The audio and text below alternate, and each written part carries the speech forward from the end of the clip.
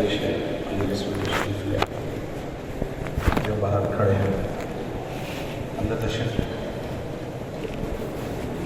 ماشاء اللہ حضرات یہاں اسی نیت سے آئے ہیں کہ ہفتہ واری اجتماع میں جا رہے ہیں۔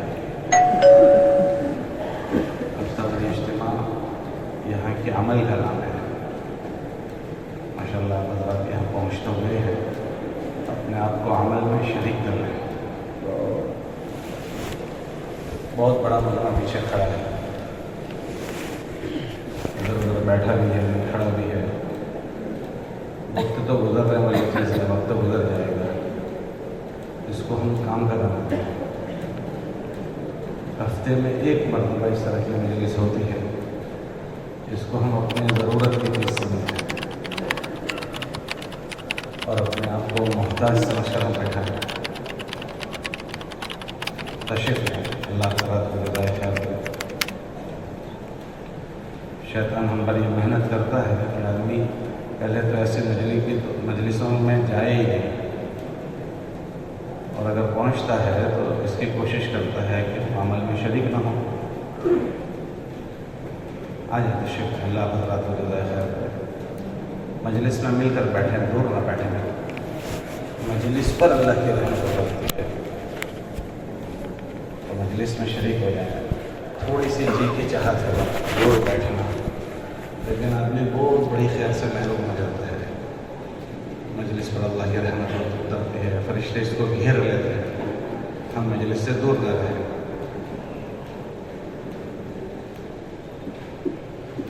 بسم اللہ الرحمن الرحیم، نحمدہ و نصلی علی رسولہ الکریم، اما بعد۔ میرے عزیزوں، بھائیوں، دوستوں اور بزرگوں، نبیوں کی جو محنت ہے وہ اسی کی کہ ہمارے اندر ماننا آ جائے۔ اسلام کہتے ہیں ماننے کو۔ آدمی یا تو اپنے نفس کی مانتا ہے یا اپنے رب کی مانتا ہے۔ ہر عمل کے موقع پر آدمی اس کا احتساب کرے، جائزہ لے کہ ابھی جس عمل کا تقاضا ہے اس کو کیسے کرنے کو کہا گیا۔ اگر وہ ایسے کر رہا ہے جیسے کرنے کو کہا گیا تو یہ اسلامی مزاج ہے اور اسلامی زندگی۔ اور اگر اس عمل کو وہ ایسے کر رہا ہے جو اس کے من میں آ رہا ہے تو اسی کو کہتے ہیں جی چاہی زندگی۔ اور آدمی کی زندگی میں یہی محنت کرنی ہے کہ وہ جی چاہی زندگی سے رب چاہی زندگی پر جائے۔ یہ جو باتیں ہمارے سامنے آ رہی ہے وہ بھی بہت چھوٹی چھوٹی باتیں ہیں۔ محنت کرتے کرتے اتنا آگے بڑھنا ہے کہ ہماری ہماری جان اور ہمارا پورا مال ہمارے رب کی چاہت پر ایسے لگنے لگے جیسے قرن اول کے لوگوں کا لگا تھا۔ اس کی محنت کرنی ہے۔ اللہ کے نبی علیہ السلام جب بدر کے لیے تشریف لے جا رہے تھے تو اللہ کے نبی علیہ السلام نے انصاری ساتھ، یہ پہلی لڑائی ہے مدینہ منورہ پہنچنے کے بعد، اور تعداد میں وہ بہت تھوڑے تھے، 313 تھے، اور دشمن جو ہیں وہ بہت بڑا مجمع تھا، 1000 کا مجمع، 3 گنا زیادہ، اور ان کے پاس ہتھیار نہیں ہیں اور سامنے والوں کے پاس سارے ہتھیار سے لیس تھے۔ تو اللہ کے نبی علیہ السلام نے جو ان کے ساتھی دار تھے ان کے درمیان میں خطبہ دیا، ایک مرتبہ خطبہ دیا، تو بعض لوگوں نے اس خطبے پر جو اللہ کے نبی علیہ السلام نے تقاضا کیا اس کا جواب دیا کہ اللہ کے نبی علیہ السلام ہم آپ کا ساتھ دیں گے۔ تو اللہ کے نبی علیہ السلام نے پھر دوبارہ خطبہ دیا، تو پھر چند لوگوں نے جواب دیا۔ پھر اللہ کے نبی علیہ السلام نے تیسری مرتبہ ترغیبی بات کی، تو بعض لوگوں نے یہ کہا انصاریوں سے، حضرت سعد رضی اللہ عنہ سے، کہ اللہ کے نبی علیہ السلام یہ خطبہ جو دے رہے ہیں وہ آپ انصاریوں کیا اندیا معلوم کرنا چاہتے ہیں، آپ انصاری لوگ کیا کہتے ہیں؟ تو انصاریوں کے جو سردار تھے حضرت سعد وہ کھڑے ہوئے اور کہنے لگے کہ اللہ کے نبی علیہ السلام آپ ہم سے مخاطب ہیں، آپ ہم سے بات کر رہے ہیں۔ پھر فرمایا کہ ہم وہ باتیں نہیں کہیں گے جو بنی اسرائیل نے اپنے نبی سے بات کی تھی۔ بنی اسرائیل کے نبی سے کیا بات کی تھی؟ حضرت عیسیٰ علیہ السلام نے ان کی قوم کو کہا تھا کہ تم میرا ساتھ دو، اور پھر تقاضا آیا کہ فلاں بستی میں جانا ہے، فلاں سے مقاتلہ کرنا ہے، تو انہوں نے یہ کہا تھا کہ تو جاؤ تیرا رب، اذهب انت وربك فقاتلا انها هنا قاعدون، کہ ہم تیرا ساتھ نہیں دیں گے، ہم تو یہیں رہیں گے۔ ایک علاقے میں ان کو بھیجا تو کہا ہم اس علاقے کی زبان نہیں جانتے ہیں، ہم کیا کریں گے وہاں جا کر؟ تو اللہ کی شان، رات کو سوئے تو صبح وہ سب زبان سیکھے ہوئے اٹھے، اس علاقے کی زبان۔ کب کیا عذر کرو گے؟ چلو بتاؤ کہ تم کوئی عذر نہیں کر سکتے۔ تو حضرات انصاری صاحبہ نے یہ کہا کہ ہم وہ باتیں نہیں کہیں گے جو حضرت عیسیٰ علیہ السلام کے حواریین نے ان سے کہی تھی۔ پھر آگے یہ فرمایا کہ اللہ کے نبی علیہ السلام، ہمارا وہ مال جو آپ پر لگ جائے وہ ہمارے اس مال سے بہتر ہے جو ہمارے پاس رہے گا۔ اور پھر فرمایا اللہ کے نبی علیہ السلام، آپ جن کے ساتھ ان کو جوڑ دیں گے ہم ان سے جڑ جائیں گے، اور جن سے آپ ان کو کاٹ دیں گے ہم ان سے کٹ جائیں گے۔ یہ صحابہ کے جذبات کی میں بات بتا رہا ہوں کہ ان کی سوچ کیسی تھی، وہ کس سوچ کے ساتھ جیتے تھے۔ اپنی ذات کے لیے فرمایا کہ اللہ کے نبی علیہ السلام، آپ اگر ہم کو یہاں سے برق غیمات جانے کو کہو گے تو ہم اپنے گھوڑوں کو برق غیمات تک دوڑا دیں گے، یہ یمن کا ایک علاقہ ہے۔ اور پھر فرمایا کہ اگر آپ ہمیں پہاڑ سے لڑکنے کو کہو گے تو ہم آپ کے منشا پر پہاڑوں سے لڑک دیں گے۔ کہ جینے کے اللہ کے نبی علیہ السلام کے نسبت پر ان کے اپنی جان اور مال کے متعلق یہ سوچ بن گئی تھی کہ اللہ کے دین کے نسبت پر اپنی جان مال وہ ہلکی ہو جائے، بے قیمت ہو جائے، بے حیثیت ہو جائے، کہ اپنے اندر سے اتنا نکل گئے کہ ہمارا کچھ نہیں، کہ ہمارا سب کچھ اللہ کے کلمے کے لیے۔ ان صلاتی و نسکی و محیایا و مماتی للہ رب العالمین، کہ ہمارا مرنا جینا اور ہمارا سب کچھ تو ہمارے اللہ کے لیے ہے۔ اس محنت میں لگنے کے بعد ہماری ذات کے متعلق ہماری یہ سوچ بنے کہ یہ یہاں لگے گی جیسے جہاں اس کے لگانے کا تقاضا ہے، اور ایسے لگے گی جہاں جیسے لگانے کا تقاضا ہے۔ اور مال لگانے کے متعلق ہماری یہ سوچ بنے کہ مال وہاں لگے گا جہاں لگانے کا تقاضا ہے، اور ایسے لگے گا جیسے اس کے لگانے کا تقاضا ہے۔ یہ وہ لوگ ہیں کہ جن کو اللہ نے ان کی زندگیوں پر رضامندی کی مہر لگا دی کہ لوگوں سے اللہ راضی ہے۔ اللہ نے ہم سے وہ زندگی کا مطالبہ کیا ہے۔ حضرت مولانا صاحب رحمۃ اللہ علیہ کے ملفوظات میں ہیں کہ یہ جو چیزیں ہیں ابھی جو بتائی گئی ہے ہم کو، وہ اس کی الف با تا ہے، اس کی شروعات ہے۔ ابھی ہم چلے میں جا رہے ہیں، 4 مہینے میں جا رہے ہیں، 3 دن میں جا رہے ہیں، مقامی عمل کر رہے ہیں، تو یہ ہمارا منتہا نہیں ہے، کہ یہ ہمارا اینڈ نہیں ہے، یہ ہماری شروعات ہے۔ اللہ کے راستے کے دین کی محنت سے آدمی کے جذبات بنتے ہیں، سوچ بنتی ہے، فکر بنتی ہے۔ تو پھر جانا کہاں ہے؟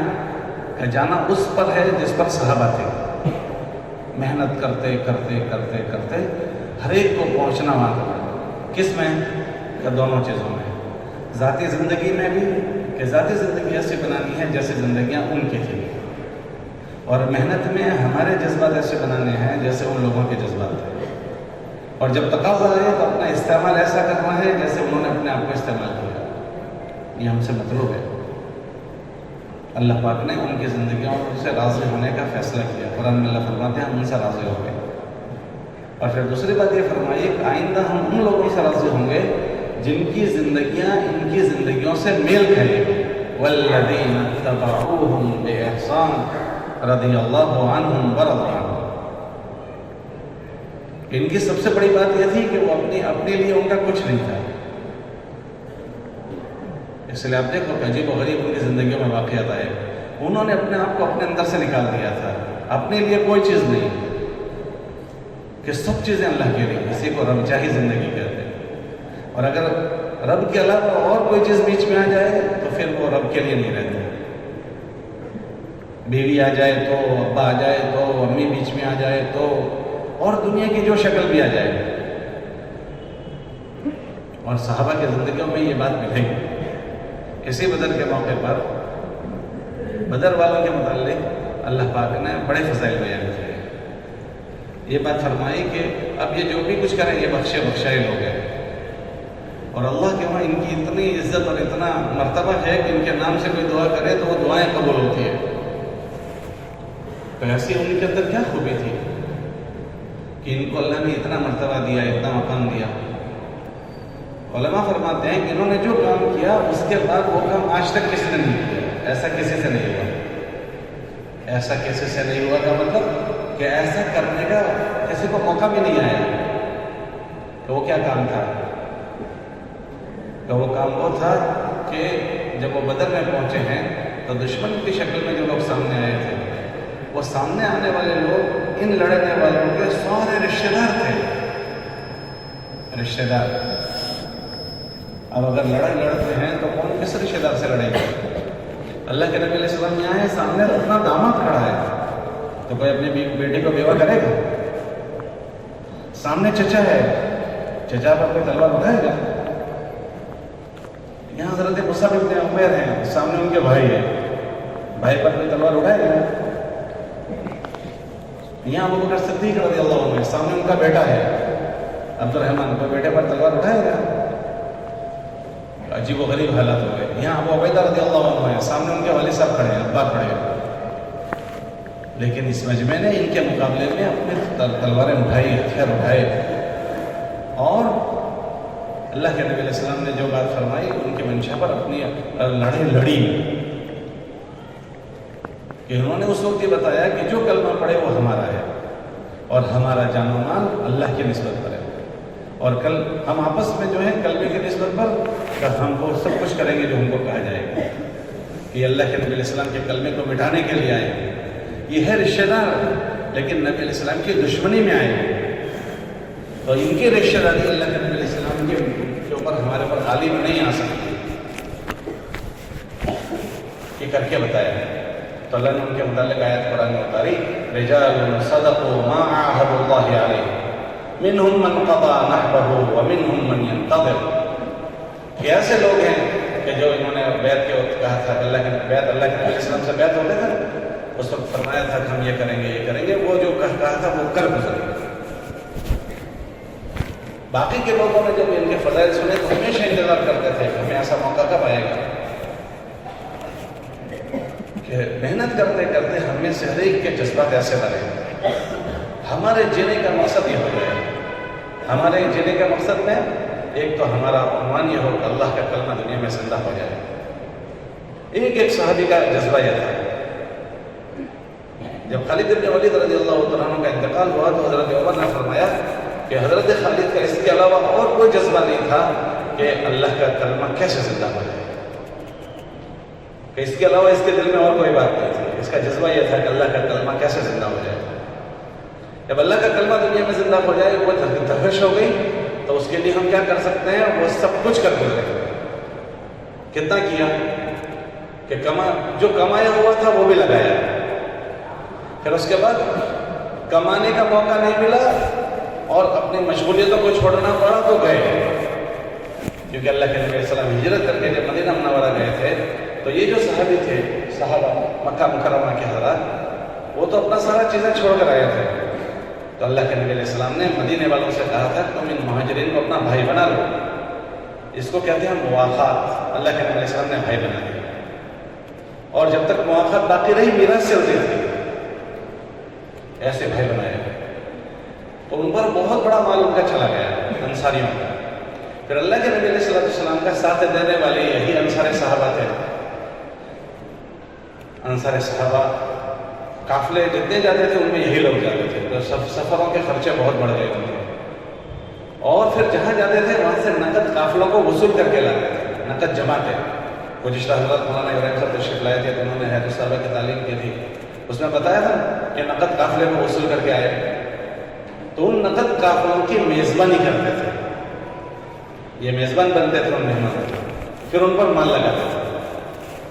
ایک اپنے سفروں کا خرچہ، دوسرا آنے والے قافلوں پر لگانے کا خرچہ، اور تیسرے جو بڑی بات تھی وہ یہ تھی کہ کمانے کا موقع نہیں ملتا تھا.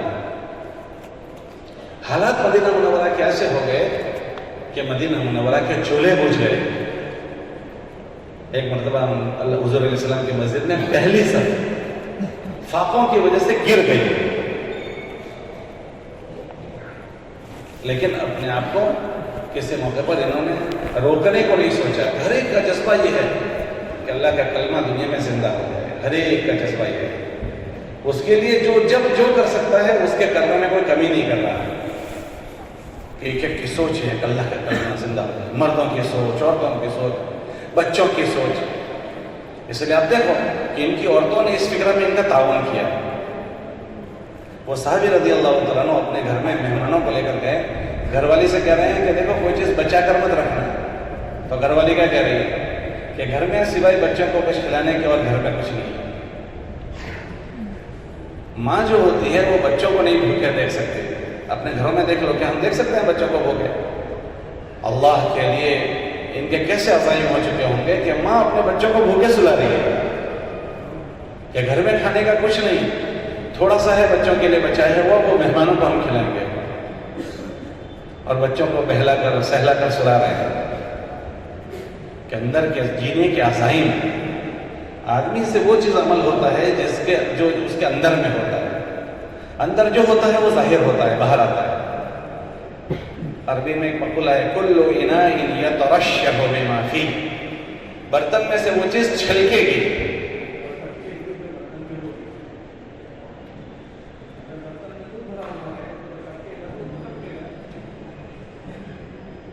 اور برتن میں پانی بھرا ہوا ہے، اور جب باہر نکالیں گے تو پانی نکلے گا، جو اندر ہوگا وہ باہر آئے گا۔ یہ صحابہ کا مجموعہ وہ ہے کہ ہر حال میں وہ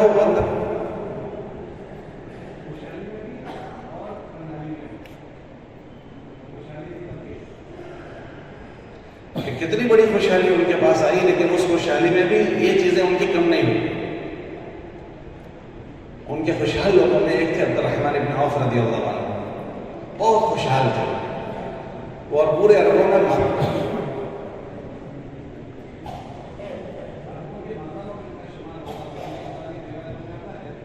واقعات نے لکھا ان کے متعلق کہ اللہ کے نبی علیہ السلام نے بذات خود 27 سفر کیے، 25 یا 27، 10 سال کے عرصے میں۔ ان سفروں میں ایک بھی سفر ایسا نہیں ہے جس میں عبد الرحمن ابن عوف خود اپنے ذات سے ان کے ساتھ نہ گئے، ایک بھی سفر۔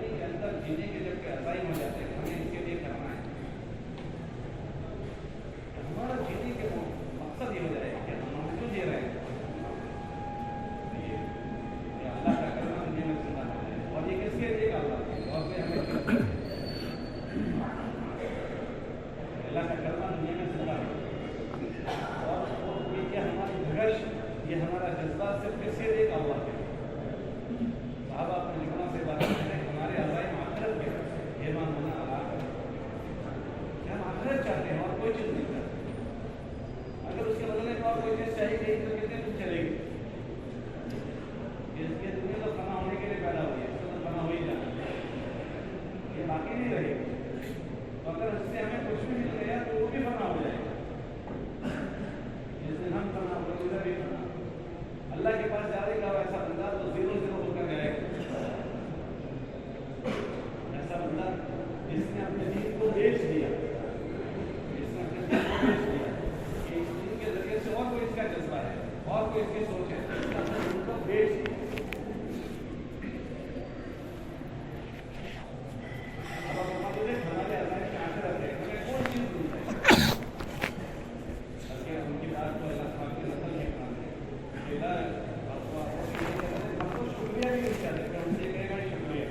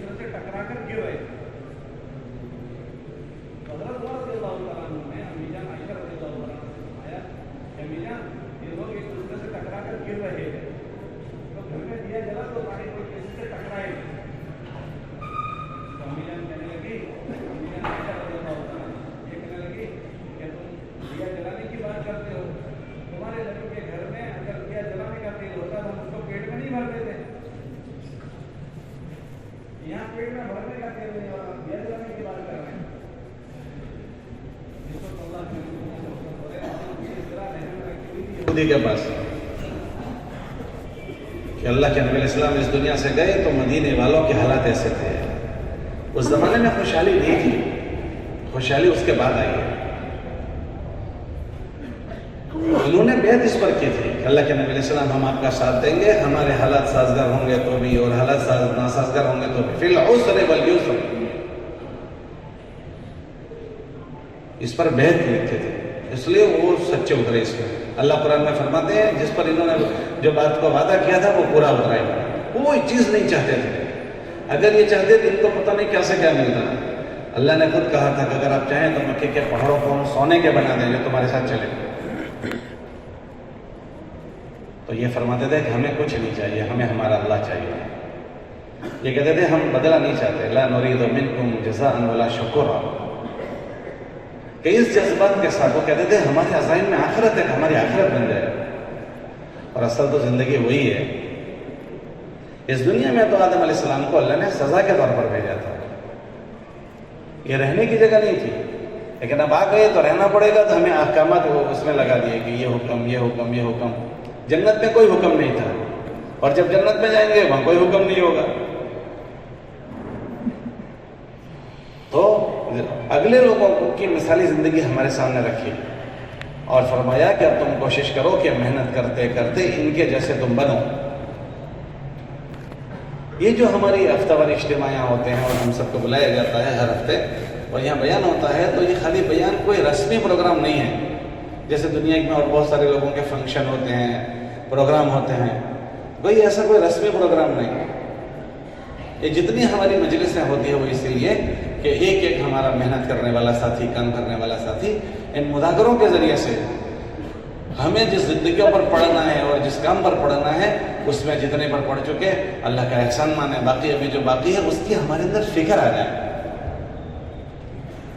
ورنہ تو آدمی کی زندگی ایک محدود ہو جاتی ہے، قناعت پر آ جاتی ہے کہ ایک لیول کی جیون وہ جیتا ہے، اس کے آگے اس کے جینے کے عزائم ہی نہیں ہوتے۔ ایک آدمی 3 دن پر گیا تو 3 دن ہی پر ہے، بس سال ہو گئے، اس سے زیادہ کی کوئی اس سے بات نہیں کر سکتا ہے۔ اگر کسی نے چلے کی بات طے کر لی طبیعت میں تو چلے سے آگے وہ نہیں جاتا، کوئی بات کرے تو اس کو بات بھی نہیں کر سکتے کوئی۔ کہ انہوں نے اپنا دائرہ محدود کر لیا، اپنے معمولات میں جتنا طے کر لیا اس سے آگے نہیں جاتا۔ حالانکہ یہی صحابہ رضی اللہ عنہم اجمعین، ان کے لیے اللہ قرآن میں فرماتے ہیں کہ صحابہ کو آپ دیکھو گے تراہم رکعا سجدا، کہ ایک طرف تو محنت کی یہ ساری باتیں اور اس ساری محنت کے دوران بھی اور محنت کے علاوہ اپنے مقام پر کہ آپ ان کو دیکھو گے، اصحاب محمد صلی اللہ علیہ وسلم کو کیسے دیکھو گے کہ اللہ کے سامنے جھکے ہوئے، رکوع میں دیکھو گے، سجدے میں دیکھو گے، کہ یہ اپنی ذاتی زندگیوں کو ایسے بنائے ہوئے تراہم رکعا سجدا۔ پھر آگے فرمایا یبتغون فضلا من اللہ ورضوانا، کہ کیا چاہتے ہیں؟ اللہ کا فضل چاہتے ہیں، اللہ کی خوشنودی چاہتے ہیں۔ تو یہ ہمارے عزائم ہیں کہ ہم اللہ کا کلمہ دنیا میں زندہ ہو جائے، ہمارے اندر بھی زندہ ہو جائے، ہمارے محلوں میں زندہ ہو جائے، اللہ کا دین دنیا میں زندہ ہو جائے، اور کہ اس کا بدلہ اللہ دے گا، ہمیں اور کوئی چیز نہیں چاہیے۔ کہ یہ محنت کرتے کرتے ہماری زندگیاں ان کرنے اول کے لوگوں سے میل کھانے لگے۔ اس دنیا میں جینا کی مدت بہت تھوڑی ہے۔ اللہ کے نبی علیہ السلام کی بات کا مفہوم ہے کہ میری امت کی عمریں 60-70 کے بیچ میں ہوگی۔ آپ دیکھنا سروے کرو گے تو اکثر جانے والا مجمع 60 اور 70 کے بیچ میں ہوتا ہے۔ 60-70 کے بیچ میں اکثر ہو کر لوگ چلے جاتے ہیں، کم لوگ ہوتے ہیں جو اوپر جاتے ہیں۔ لیکن ان اوپر جانے والوں میں وہ اچھے ہیں کہ جن کی اوپر جانے کی عمروں میں نیکی ان کے ساتھ لگ جائے۔ من طال عمرہ وحسن عملہ، کہ عمر لمبی ہوئی تو اور اس کے اچھے عمل ہو گئے تو یہ تو خوش قسمت ہے، ورنہ اگر اس کے ساتھ اچھے عمل نہیں لگے ہیں اور لمبی عمر ہوئی تو غفلت کے ساتھ ہے تو اور مصیبت ہو جائے گی۔ تو اچھے عمر کے ساتھ اچھے عمل لگ گئے تو پھر عمر نعمت ہو گئی کہ اور خیر کا اضافے کا ذریعہ بن گئی۔ لیکن عام طور سے بات فرمائی گئی کہ اس امت کی عمریں 60 اور 70 کے بیچ میں ہوگی، بین 70 و 60، کہ 60-70 کے بیچ میں، اور کم ہوں گے جو اوپر جائیں گے۔ تو ہماری زندگیاں بہت مختصر ہیں، اس میں سے ایک اچھی خاصی زندگی گزر گئی ہے، ہمیں نہیں پتا اب کتنی باقی ہے۔ جو چلی گئی وہ ہمارے ہاتھ میں اب نہیں آنے کی ہے، جو باقی ہے ہمیں نہیں پتا ہے۔ تو اب جو فیصلہ کرنا ہے وہ موجودہ پر کرنا ہے۔ شیطان آدمی کو ہمیشہ آئندہ آنے والے کی امیدیں دلاتا ہے، کبھی بہت دن باقی ہے، بہت دن باقی ہے، ابھی تو لمبا جیے گا، ابھی تجھے لمبا جینا ہے۔ اسے نہیں پتا کہ اس کا اس سال اللہ کے وہاں 15 شعبان میں کیا لکھا گیا ہے۔ یہ جتنے لوگ وفات روز پا رہے ہیں، روز مسجد میں اعلان ہوتے ہیں، ہمارے وہاں تو مسجد میں اعلان ہوتا ہے، تو جو آج مرا ہے اس کو گزشتہ کل نہیں پتا تھا میں مر جاؤں گا، آج صبح میں اس کو نہیں پتا تھا کہ میں آج مر جاؤں گا، اور جو ابھی سے 5 منٹ پہلے مرا ہے اس کو 5 منٹ پہلے نہیں پتا تھا میں مر جاؤں گا، 5 منٹ پہلے نہیں، 5 سیکنڈ پہلے نہیں پتا تھا کہ میں مر جاؤں گا، اور لوگ مر رہے ہیں۔ تو ہم بھی ابھی یہاں بات کر رہے ہیں، سن رہے ہیں، سنا رہے ہیں، لیکن ہمیں نہیں پتا کہ کون کتنا جیے گا۔ لیکن شیطان آدمی کو تھپکیاں دیتا ہے، ابھی بہت لمبی عمر ہے نا، فجر کی نماز میں جب اس کی آنکھ کھلتی ہے تو پھر شیطان اس کو تھپکے دیتا ہے، سوتا رہے ابھی تو بہت وقت باقی ہے، سوتا رہے ابھی بہت وقت باقی ہے، اتنا اس کو تھپکیاں دیتا ہے کہ اس کی فجر چلی جائے۔ ایسے جیون میں بھی اس کو تھپکیاں دیتا ہے، ابھی بہت لمبی زندگی ہے، ابھی کرنے کے دن بہت باقی ہے۔ کتنے لوگ امیدوں میں، کرنے کی امیدوں میں چلے گئے، وہ چاہتے تھے ہم کچھ کریں گے لیکن موت اس سے پہلے آ گئی اور وہ نہیں کر سکے۔ اور کتنے لوگ ابھی مرے نہیں ہیں لیکن وہ کر بھی نہیں پائے امیدوں میں، کبھی دیکھتے ہیں آئندہ کریں گے۔ اور بعض لوگ اپنی معذوریوں کے باوجود ایسی آخرت بڑی بڑی بنا کر جا رہے ہیں کہ قابل رشک زندگی ہے، قابل رشک زندگی کہ 50 قسم کی معذوریاں ہیں، لیکن وہ چل رہے ہیں، اپنی زندگیوں کو وصول کر رہے ہیں۔ سمجھدار وہ ہے کہ جو ان چیزوں سے عبرت لے، عبرت لے کر کیا کر رہے ہیں کہ ذاتی زندگیوں کو ایسی بنانی ہے کہ جو اللہ کو پسند آئے، ذاتی زندگیوں کو، اور محنت میں اپنے آپ کو ایسا لگنا ہے کہ ہم اس دنیا سے جائیں تو ہم اس دنیا میں اپنے پیچھے خیر کو چھوڑ کر جائیں۔ آج ہی ہمارے بزرگ سنا رہے تھے، مولانا محمد صاحب رحمۃ اللہ علیہ بات فرماتے تھے کہ ہم بانجھ ہو کر نہیں مریں گے بلکہ ہم دنیا سے انسانوں کو کما کر جائیں، انسانوں کو کما کر۔ بانجھ ایسی عورت کو کہتے ہیں کہ جس کی کوئی بچے نہیں ہوتے، کوئی اولاد نہیں ہوتی، اکیلی تھی اور مر گئی، اس کے پیچھے کوئی اس طرح ثواب کرنے والا نہیں، کوئی رونے والا نہیں. اور ایک ایسی عورت ہے جو بچے پیچھے چھوڑ کر گئی، تو وہ بچے اس کے پیچھے ولد صالح یدعو لہ، وہ ان کے لیے اس طرح ثواب کرتے ہیں، کچھ نہ کچھ پڑھ کر بخشیں گے، تو روز اس کے نامہ عمل میں کچھ جاتا رہے گا. تو مولانا کی بات سنائی کہ ہم بانجھ نہیں مریں گے، تو پھر کہ اس دنیا سے انسانوں کو کما کر جائیں.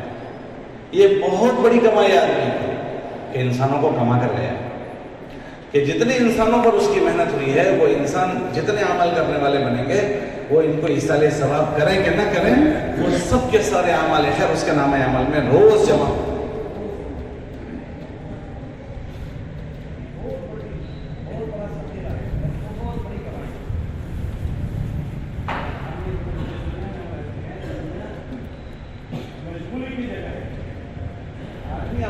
چاہتے ہوئے بھی بعض آزار میں گھر جاتا ہے، بعض آزار ہوتے ہیں جس آزار میں گھر جاتے ہیں. یہ ہمارا ایک دوسرے سے ملنا، مجلسوں میں آنا، یہ ہماری پھنسی ہوئی گاڑیوں کو نکالنے کے لیے ہوتا ہے. اللہ قرآن میں فرماتے ہیں ذکر فإن الذکر تنفع المؤمنین، کہ نفع دیتا ہے یہ، لیکن یہ اس کو نفع دے گا فہل من مدکر، جو نفع لینا چاہے. ورنہ مجلس ہر ہفتے ہوتی ہے، مسجد میں ہوتی ہے، محلے میں ہم سے لوگ ملنے آتے ہیں، لیکن جو اس سے نصیحت لینا چاہے تو یہ کہنا سننا آدمی کی نصیحت کا ذریعہ بن جاتا ہے، اور آدمی اپنے آپ کو سنبھال لیتا ہے، اور ایسے ایسے جگہوں پر سنبھال لیتا ہے وہاں آدمی سوچ نہیں سکتا. ہم لوگ ابھی 10 دن پہلے وہاں ریلوے والوں کا ایک جوڑ تھا، اس میں گئے تھے، تو اس میں لوگوں سے اپنے تاثرات لے رہے تھے کہ آپ تبلیغ میں نہیں لگے تھے اس سے پہلے، اور تبلیغ میں لگے، آپ کی کیا قرضداری ہے؟ تو ایک صاحب کھڑے ہوئے کہنے لگے میں تبلیغ میں نہیں لگا تھا، اس سے پہلے میں نماز میں نہیں پڑھتا تھا، 2.5 سال سے تبلیغ میں لگا ہوں، اب میری ایک بھی نماز نہیں گئی اس کے بعد سے. ایک گاڑی چلانے والا مجھے کہنے لگا کہ میں مال گاڑی چلاتا ہوں، اور مال گاڑی کا روٹ لمبا ہوتا ہے ہمارا، اور لمبی نوکری ہوتی ہے، پتہ نہیں کتنے گھنٹے اس نے بتایا، 18-20 گھنٹے پتہ نہیں کتنے، ایک میں میری نماز چالو ٹرین میں نہیں جاتی. اس نے کہا کہ اس نے نصیحت لی اور اپنی زندگی کو رخ پر ڈال دیا. ایک صاحب کھڑے ہوئے کہنے لگے میری 1 سال سے تکبیر اولا نہیں گئی ہے، اور ہمارے گودرا شہر کے ایک صاحب کہنے لگے میری 4 سال سے تکبیر اولا نہیں گئی ہے. کہ ان کہنے سننے سے عبرت لی اور اپنی زندگیوں کو سنبھالا دیا. ورنہ آپ دیکھیں کہ ریلوے والوں کی کیسے مشغول زندگی ہوتی ہے، وہ ٹرین میں کام کرتے ہوئے تکبیر اولا نہ جائے، لوگوں کی مسجد میں رہ کر تکبیر اولا چلی جاتی ہے، لوگوں کو مسجد میں رہتے ہوئے پہلی صف نہیں ملتی ہے، اور یہ ٹرین میں کہہ رہے ہیں میری تکبیر اولا نہیں گئی ہے 4 سال سے. کیا ہو رہا ہے کہ یہ اس کہنے سننے کو ذریعہ بنا رہے ہیں اپنے آپ کو سنبھالا دینے کا، کہ یہ اسی کے لیے حیات الصحابہ کی پہلی جلد میں حضرت عبداللہ ابن مسعود رضی اللہ تعالیٰ عنہ کا اثر ہے کہ وہ اللہ کے نبی علیہ السلام کے دنیا سے پردہ فرمانے کے بعد ہر ہفتے جمع ہوتے تھے، اور یہ باتیں اسی طرح دہراتے تھے جیسے ہم آپس میں دہراتے ہیں. کیوں؟ تاکہ اللہ کے نبی علیہ السلام کے پردہ فرمانے کے بعد مجمع ان باتوں پر باقی رہے جس پر اللہ کے نبی چھوڑ کر گئے. تو یہ کہنا سنت اس کے لیے کہ ہمارے اندر اپنی ذات سے جو عمل ہمیں کرنے ہیں اس کی عزیمت پیدا ہو جائے، عزیمت، پابندی پیدا ہو جائے، اور جو محنت کر رہی ہے اس میں قربانی پیدا ہو جائے. کیونکہ اللہ ہم سے اپنی زندگی کو بھی مانگے گا کہ بھائی تم محنت کرتے تھے، محنت کے ساتھ اپنی ذاتی زندگیوں کو اللہ ہم سے مانگے گا. بلکہ اور کسی کے دین کے متعلق ہم سے نہیں پوچھے گا کہ وہ آدمی دیندار بنا تھا یا نہیں بنا تھا، وہ کسی کے متعلق ہم سے سوال نہیں ہوگا. ہماری اپنی ذاتی زندگیوں کے دین کے متعلق تو ضرور سوال ہوگا. ہمارے نبی علیہ السلام نے فرمایا تو ہر ایک سے اس کے دین کے بارے میں پوچھا جائے گا، دین کا سوال ہوگا، نمازوں کا سوال ہوگا، حقوق کا سوال ہوگا، ہے نا 5 کہ جب تک 5 چیزوں کا جواب نہیں دیں گے تب تک قدم ہلیں گے نہیں. تھوڑی دیر کے لیے سوچے تو صحیح کہ تب زمین تپتی ہوئی ہو اور پسینے میں لوگ ڈوب رہے ہوں، اور جب تک جواب نہیں ہو پائے گا تب تک ہل نہیں پاؤں گا. ہر آدمی اپنا یہ سوچے، احتساب کرے میں اس وقت اگر مر جاؤں ابھی تو کیا میری کوئی تیاری ہوئی ہے؟ میں جس مشغلے کی وجہ سے اس میں سستی اگر کر رہا ہوں تو کیا وہ چیزیں مجھے کام آ جائیں گی اگر میں چھوڑ کر جاؤں تو؟ لا ينفع مال ولا بنون، کہ پیچھے جتنی شکلیں چھوڑ کر جائیں گے ان میں کوئی کام نہیں آئے گی. تو سمجھدار وہ ہے جو اس مشغول زندگی میں اپنے ذمہ جو ذمہ داریاں ہیں وہ پوری کرے. ہم جس دنیا میں رہتے ہیں یہ غفلت کی جگہ ہے، نہ چاہتے ہوئے غفلت ہو جاتی ہے، نہ چاہتے ہوئے مشغولی ہو جاتی ہے، بہت سارے کرنا چاہتے ہیں لیکن اپنوں کو عزم کے ساتھ، ہمت کے ساتھ چلانا پڑتا ہے۔ یہ جتنے لوگ چل رہے ہیں ایسے نہیں ہیں کہ وہ فارغ ہیں، انہوں نے من بنا لیا تو اللہ ان کو چلا رہا ہے۔ حضرت شیخ نے ایک آدمی کا واقعہ لکھا، اس نے بیت اللہ میں 1 سال کا اعتکاف کیا تو پوچھا کہ تو نے کیسے کر لیا؟ تو اس کا جواب بہت اچھا ہے، اس نے کہا کہ میرے اللہ نے میرے اندر کی پختگی کو دیکھا تو میرے اللہ نے مجھے ظاہر میں طاقت دے دی۔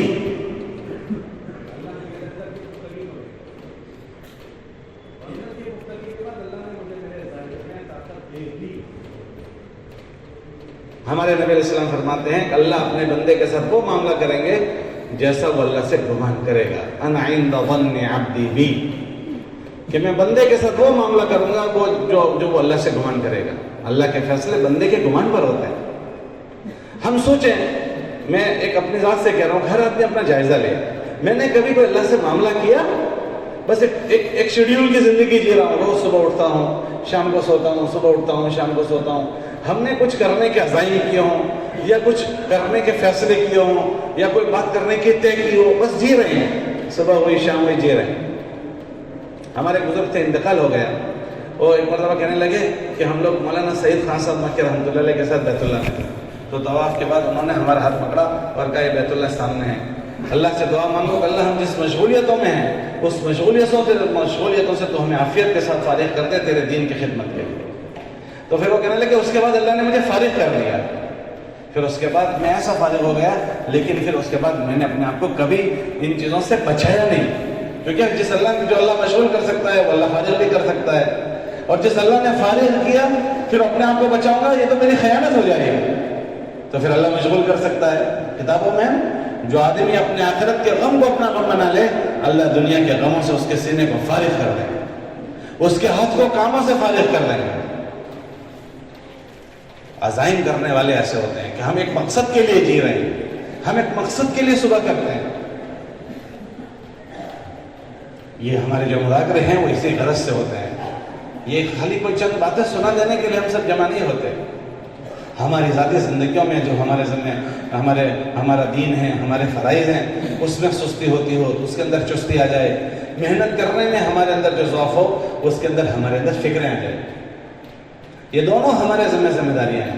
ہر آدمی اپنی ذاتی زندگیوں کو ایسی بنا کر اللہ کے پاس لے کر جائے جو زندگی اللہ اسے پسند کرتا ہے، کہ زندگی میں شرک نہ ہو، اللہ شرک کو پسند نہیں کرتے۔ اس زندگی میں اس ذات سے اللہ کے اوامر پورے ہو رہے ہوں، اللہ کے اوامر، نمازوں کے فرائض، نمازیں پڑھی جاتی ہو، نمازیں اچھی پڑھی جاتی ہو، ویٹ اتارنے والی نہیں، ماتھے پڑھے لی نہیں۔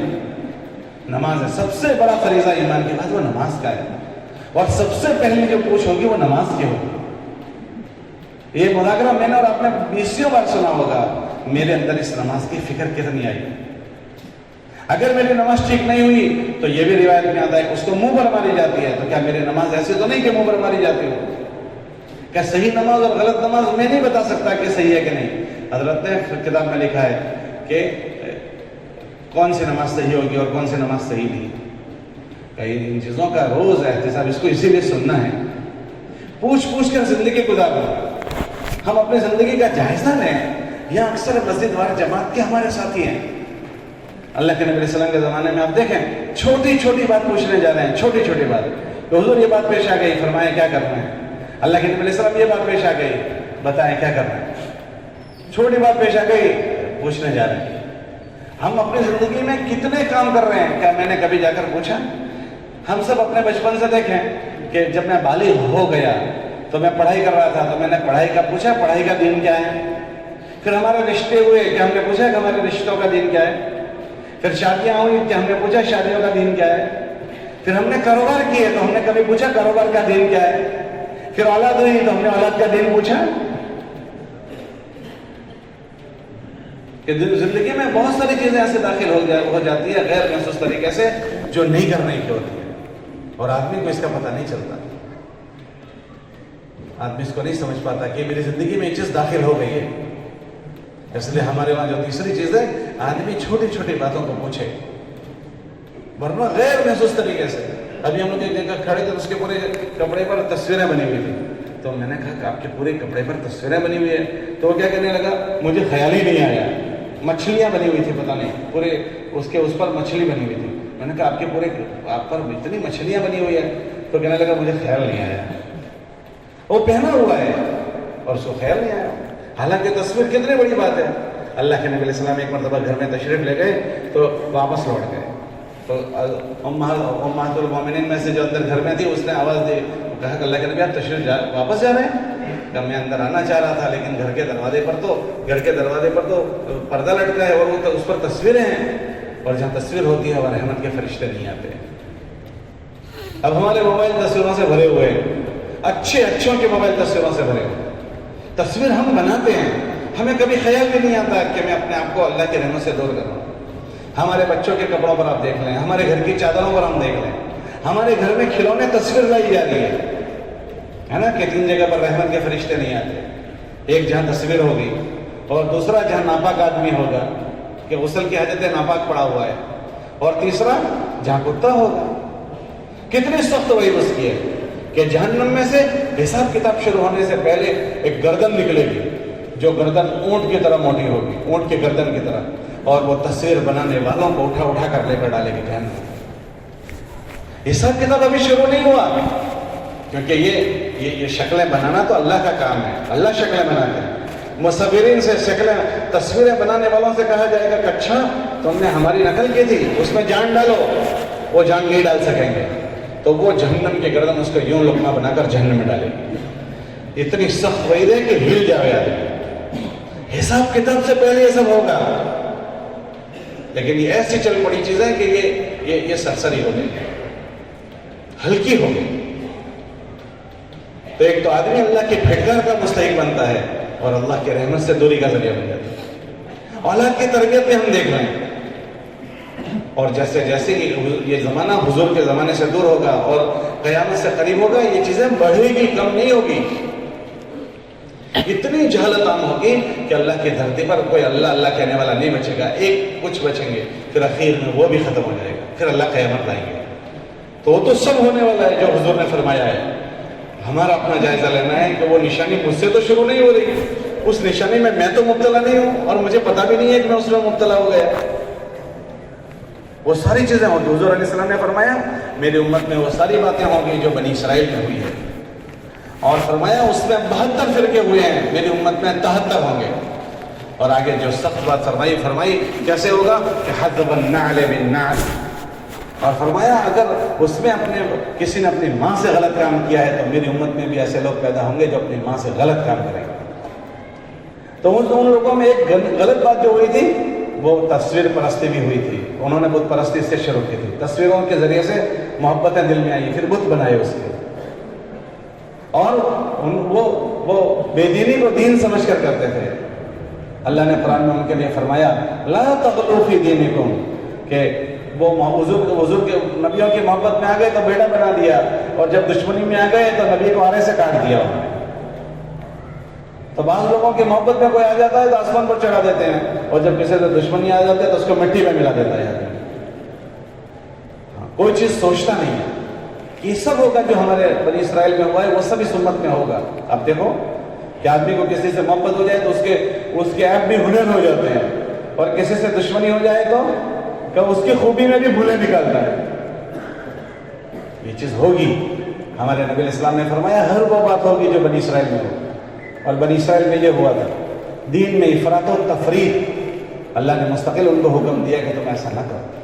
ہمیں اپنی نگرانی کرنی پڑے گی, ہمیں اپنی نگرانی جائزہ لینا پڑے گا اپنے معاملے میں, اپنے بچوں کی تربیت کے معاملے میں. ہم یہ کہیں کہ میں کیا کروں, مجھ سے میرے بس کا یہ روگ نہیں, نہ. اس کی جو تدبیریں ہیں وہ تدبیر میں اللہ نے اس کا علاج رکھا ہے. آج کے ماحول میں بے حیائی عام ہے, تو آدمی آرام سے دھڑلے سے یہ کہہ دیتا ہے کیا کریں, بچنا چاہتے ہیں تو بھی نہیں بچ پاتے. عام طور سے اکثر کے جملے یہ ہوتے ہیں. اللہ نے اس کا علاج کیا بتایا ہے؟ اللہ نے قرآن میں فرمایا قل للمؤمنین یغضوا من ابصارہم. یہ اس کا علاج ہے کہ ایمان والوں سے کہو اپنی نگاہ نیچی کریں. کیا نگاہ نیچی ہونے کے بعد یہ ہو سکتا ہے؟ کبھی بھی نہیں ہوگا. ہم نے وہ علاج نہیں کیا جو اللہ نے تدبیر کے طور پر ہمیں بتایا ہے. ہم اپنی عقل سے تدبیریں کر رہے ہیں, وہ کوئی چیز نہیں. علاج وہ ہے جو ہمیں اللہ نے بتایا ہے. مومن عورتوں سے کہو کہ وہ اپنی نگاہوں کو نیچے رکھیں. کیا کوئی مومن عورت اس کو جانتی ہے کہ ہمیں نامحرم مرد کو نہیں دیکھ سکتی ہوں؟ اپنی عورتوں سے پوچھنا. وہ تو ایسا سمجھتی ہے کہ برقع پہن لیا تو پردہ ہو گیا. جیسے ہم عورتوں کو نہیں دیکھ سکتے ایسے عورتیں نامحرم مردوں کو نہیں دیکھ سکتی. اللہ کے نبی علیہ السلام بیٹھے ہوئے تھے کہ ام مکتوم تشریف لائے اور ان کے پاس گھر والے بھی بیٹھے ہوئے تھے. تو اللہ کے نبی علیہ السلام ام مکتوم جو تھے صحابی رضی اللہ عنہ وہ آنکھوں سے معذور تھے. تو وہ جب تشریف لائے تو اللہ کے نبی علیہ السلام نے ان سے کہا جاؤ پردے میں چلے جاؤ. تو انہوں نے کہا کہ اللہ کے نبی وہ تو آنکھوں سے معذور ہیں, وہ کہاں ہم کو دیکھیں گے؟ کہ وہ معذور ہے تم وہ معذور ہے, تم تھوڑی معذور ہو, تم تو ان کو دیکھو گی نا, پردے میں چلی جاؤ. کیا ہماری عورتوں کو یہ احساس ہے کہ یہ بڑی بڑی چوکیں ہماری زندگیوں میں داخل ہو جاتی ہے؟ کیوں؟ ہم نے تیسرا نمبر جو چیز ہے علم و ذکر وہ ہمارے وہاں سرسری چیز ہو گئی. ہمارا دین بے دینی کے ساتھ ہے, بے دینی دین میں گھس جاتی ہے. یہ جتنے لوگ بے دینی کرتے ہیں نا, قبر کو سجدہ کرتے ہیں یا اور جتنی چیزیں بہت ساری دنیا میں چلتے ہیں, وہ دین سمجھ کر کر رہے ہیں, وہ دین سمجھ کر رہے ہیں, اس کو نیکی سمجھ کر رہے ہیں. ایسے ہم اور آپ بھی اپنی زندگی میں بہت ساری چیزیں ہیں. آدمی بھونج گھر میں جاتا ہے اور عورتوں کو سامنے بٹھا کر بات کرتا ہے, یہ دینداری ہے ہماری. بھائی کہیں قضیہ ہو گیا تو بات کرنے گئے تو عورت سامنے بیٹھی اور بات کر رہے ہیں. ماں ایسا فرماتے تھے کہ بے دینی کے راستے سے دین نہیں آتا. شریعت میں تو اتنا احتیاط ہے کہ اگر نابالغ بچے ہیں خوبصورت ہیں ان کو علماء سبق پڑھاتے ہوئے سامنے نہیں بٹھاتے تھے. اور یہاں جوان جوان لڑکیاں سامنے بیٹھی ہے, فلاں خاتون بیٹھی ہے, ہم ایسے تھوڑی بزرگ ہیں کہ ہمارے دل میں کوئی وسوسہ نہیں آئے گا. ہم ایسے ہیں کہ ہمارے دل میں وسوسہ نہیں آئے گا. پتہ نہیں کیسے کیسے وسوسے ہمیں گھیر لیں گے. اور شیطان ایک وسوسہ یہ لاتا ہے کہ جب تک نکاح نہیں ہوتا تو اپنی بیوی سے آدمی کو محبت ہوتی ہے, اور جب نکاح ہو جاتا ہے دوسروں کی بیوی اچھی لگتی ہے. ہاں, وہ ایک کھیلنے والا ہے پڑوس کے ملک کا, وہ کہنے لگا یہ شیطان کے وسوسے ہوتے ہیں, ہم نہیں چاہتے کہ ہم ایسا دیکھیں, لیکن اپنی بیوی کو ہم نے پتہ نہیں کیا کیا سمجھا تھا. اب اس طرح وہ نہیں ہوتی تو ہم اس کو ایسا نہیں پسند کرتے, اور وہ اس کو پسند کریں گے کہ جو اس شکل کی ہوگی اور اس ڈھانچے کی ہوگی. اور اس کے ملک کا ایک کھیلنے والا وہ کہنے لگا کہ میں جب مسلمان نہیں ہوا تھا تو مجھے عورتوں کے متعلق کبھی وسوسے نہیں آتے تھے, اور جب مسلمان ہو گئے تب سے وسوسے آتے ہیں. تو ایک بزرگ بیٹھے تھے کہ بالکل صحیح ہے, کیونکہ وسوسے تو گناہ میں مبتلا کرنے کے لیے آتے ہیں, اور جب تو کفر میں تھا تیرا کفر ہی اتنا بڑا ہے کہ جہنم میں لے جانے کے لیے کافی ہے, اس کو وسوسہ لا کر کیا ملے گا؟ اب اسلام میں آ گیا کہ وسوسے آتے ہیں. تو یہ ہمارے روزمرہ کی زندگیوں میں بے دینی گھس جاتی ہے, عبادت میں بے دینی گھس جاتی ہے, پتہ نہیں ہوتا. دیکھو مسجدیں بھری ہوئی ہے, کرسیوں سے بھری ہوئی ہے. ہمارے وہاں کرسیاں نہیں تھی ہمارے شہر میں, لیکن اب کرسیاں آ گئی. لیکن ان کرسیوں پر بیٹھنے والے دو قسم کے مجمع ہیں. ایک مجمع وہ ہے جس کو شریعت نے کہا معذور کہ آپ کرسی پر بیٹھ کر نماز پڑھیں, اور ایک میرے جیسا معذور کہ اس نے پوچھا ہی نہیں مسئلہ کہ میں کیا کرسی پر نماز پڑھ سکتا ہوں. علماء نے وہ مسئلہ لے کے بتایا کہ جو آدمی قیام رکوع کر سکتا ہے تو فرض نمازوں میں اس کے اوپر سے قیام ساقط نہیں ہوتا. وہ کھانے نیچے بیٹھتا ہے, مجلسوں میں نیچے بیٹھتا ہے اور نماز کرسی پر پڑھتا ہے, سارے کام کر رہا ہے اور کرسی پر نماز پڑھ رہا ہے. یہ تو علماء سے پوچھا جائے گا کہ میری یہ پوزیشن ہے, کیا میں کرسی پر بیٹھ سکتا ہوں, یا میرے لیے شریعت کیا حکم دیتی ہے. لیکن میں نے خود اپنے لیے طے کر لیا کہ مجھے یہ کرنا ہے. اب اگر مان لو وہ آدمی قیام کر سکتا ہے اور شریعت اس کو اجازت نہیں دیتی, پھر بھی وہ آدمی یہ کر رہا ہے تو پوری زندگی اس کی نماز کا قیام کا فریضہ چھوٹ گیا. فرض نمازوں میں علماء فرماتے ہیں قیام فرض ہے, نفل نمازوں میں قیام فرض نہیں ہے. اس لیے نفل نماز نیچے لوگ بیٹھ کر پڑھتے ہیں, وہ پڑھ سکتے ہیں لیکن فرض نماز تو نہیں پڑھ سکتے. جو قیام کر سکتا ہے اس پر قیام فرض ہے. ہمارے گھر میں مستورات کو دیکھ لو آپ, ذرا کچھ ہوا کرسی پر نماز پڑھتے ہیں, ذرا کچھ ہوا کرسی پر نماز پڑھتے ہیں. حاضر ڈاکٹر کہے گا اس کا ماہر کہ آپ کو یہ بیماری ہے اور آپ کے لیے ہم یہ تجویز کرتے ہیں. اس میں بھی علماء نے یہ لکھا کہ وہ ڈاکٹر کہا جائے گا کہ جو ڈاکٹر سنت شریعت کو جانتا ہے. ورنہ یہ جو آج کل کے ڈاکٹر ہیں وہ تو تھوڑی تھوڑی بات پہ کہتے ہیں روزے مت رکھو, تو جہاں روزے نہ رکھنے کا حکم ہے وہ علماء نے لکھا کہ وہ حکیم کی رائے کا اعتبار ہوگا جو ہماری ان چیزوں کو جانتا ہے. ہاں, ہم پوچھنے جاتے ہیں کہ دینداری میں بے دینی گھس جاتی ہے. دینداری میں بے دینی, ہم لوگ اعتکاف کرتے تھے, ایک آدمی قرآن لے کر بیٹھا تھا, مطالعہ کر رہا تھا. مطالعہ میں نے کہا کہ لفظ کہتے ہیں پھینکنے کو، تو لفظ کہہ رہے ہیں پھینکنا، تو وہ حروف آپ کے منہ سے یوں پھینکے جانے چاہیے. آپ تو اس کو آنکھوں سے گھما رہے ہو، جیسے پیپر پڑھتا ہے نا آدمی، اب یہ پڑھ رہا ہے، تلاوت کر رہا ہے، لیکن اسے نہیں پتا کہ یہ میرا پڑھنا نہیں ہو رہا ہے. پڑھنا تو حروف کے تلفظ کا نام ہے، حروف ادا کیے جائیں گے، حروف کو ادا کیا جائے گا، لیکن اس نے پوچھا نہیں، سیکھا نہیں، تو یوں لے کر کہ یہ بے دینی ہو گئی، کہ دین کر رہا ہے لیکن اس کو نہیں پتا کہ اس طرح ہونا چاہیے نہیں ہونا. ایسے زندگی کی 20 چیزیں آپ دیکھو گے کہ نہ ماننا، سمجھنے اور نہ پوچھنے کی وجہ سے زندگی میں ایسی چیزیں گھس گئی، داخل ہو گئی. اس کے لیے یہ دین ہے کہ آدمی کے اندر اس کی طلب پیدا ہو جائے. اللہ کے نبی علیہ السلام کی خدمت، آپ مجلس دیکھو، صحابہ آ کر پوچھ رہے ہیں کہ اللہ کے نبی علیہ السلام اس کے متعلق کیا حکم ہے. اللہ کے نبی علیہ السلام حیض کے لیے ہم کو پوچھ رہے ہیں. عورتیں اگر یہ پوچھ رہی ہے کہ اس کا کیا حکم ہے، پوچھتے ہوئے آدمی کو شرم ہے. ایسی ایسی باتیں پوچھ رہے. ایک لڑکی آئی کہ میرا نکاح ہو رہا ہے، میرا دین کیا ہے، ایسی ایسی باتیں حضور سے پوچھ رہے. صحابہ فرماتے ہیں ہم دیہاتیوں کا انتظار کرتے تھے، کیونکہ دیہاتی آ کر عجیب عجیب سوال کرتے تھے. یہ ساری چیزیں پوچھنے کی ہوتی. تو یہ ہمارے اندر آنا چاہیے اس مبارک محنت میں لگنے کے بعد، ورنہ آدمی زندگی بھر ایک کام کرتے ہوئے جاتا ہے، اس کو نہیں پتا ہوتا. یہ ساری چیزوں میں، ایمانیات میں، عبادات میں، معاملات میں، ہم سب کاروباری لوگ ہیں، کام دھندے کے ساتھ جڑے ہوئے ہیں. کتنے بھی بڑی بزرگی ہماری ہو گئی، اگر معاملات میں کمی ہے اور معاملات میں کچا پن ہے، مولانا علیہ صاحب فرماتے تھے کہ لوگ ایمانیات سے اور عبادات سے اپنا دین بنائیں گے اور معاملات کی خرابی سے دین کو برباد کر دیں گے. اتنی ساری نیکیاں لے کر آئے گا قیامت کے دن کہ اگر پہاڑ پر رکھی جائے تو پہاڑ اس سے دب جائے گا، لیکن اس کی وہ نیکیاں اس کو کام نہیں آئے گی. کہ ہمارے معاملات کہ اس کو بھائی مارکیٹ میں تو ایسا ہی چلتا ہے، تو ہم کیا مارکیٹ کا ہم نے کلمہ پڑھا ہے؟ بھائی مارکیٹ میں تو ایسا ہی چلتا ہے نا. ہماری شریعت میں تو یہ اذا تداینتم بدین الی اجل مسمى فاکتبوا، کسی کو اونچی کے بھی دو، اونچی کے قرض میں اس کو بھی لکھو. یہاں تو ہمارا اتنا بڑا بڑا نظام ہے، کوئی لکھت پڑھتی نہیں ہے. ہاں کون کس طرح معاملہ کر رہا ہے نہیں، بس ایسے مبہم چل رہا ہے. تو یہ ہمارے معاملات والی زندگی. اس دین میں لگنے کے بعد اگر یہ نہیں ہوا تو اس دین سے ہم نے فائدہ نہیں اٹھایا.